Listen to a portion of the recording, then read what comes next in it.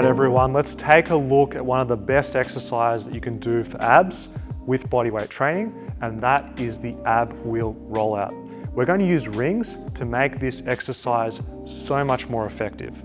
So when you're doing the ring rollout, the reason why it's so good is because it's really friendly on the shoulders. We can take a shoulder width grip, and because the rings are free to move, it suits our mobility and also our strengths.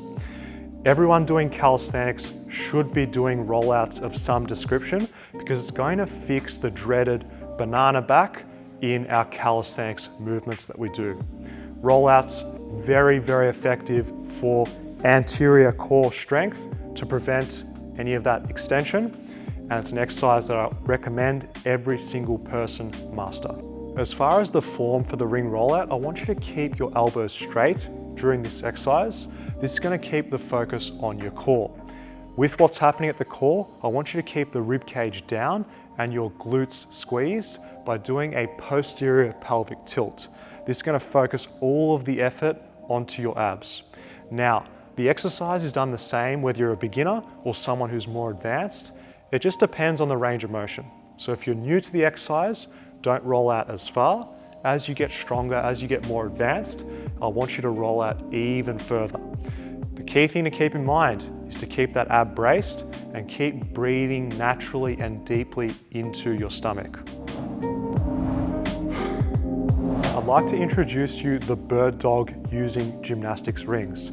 This is a core exercise that's an absolute must for anyone that's doing calisthenics because it's very functional for our purposes and it's going to improve our strength with our calisthenics movements. Let's think, with pull-ups, rows, push-ups and dips, what do all of these things have in common? Our hands are moving, so our extremities are moving, but our torso remains fixed. So our core training, if we want to get the most out of it, needs to replicate the demands of this. This is why the bird dog is a perfect exercise for calisthenics because we're getting core stabilization as our extremities are moving. This means you're going to build a strong six-pack, a functional six-pack, and you're also going to be increasing the size of the abdominal muscles in the process. This is a massive win-win. Let me show you the technique for this one. I want to take you through everything required, a step-by-step checklist to do bird dogs properly. A protracted shoulder blade is going to set us in a good position. Next up, we're going to go to the core. We want to keep that posterior pelvic tilt, rib cage down at all times. Once you've got that in check, you just focus on what the legs are doing.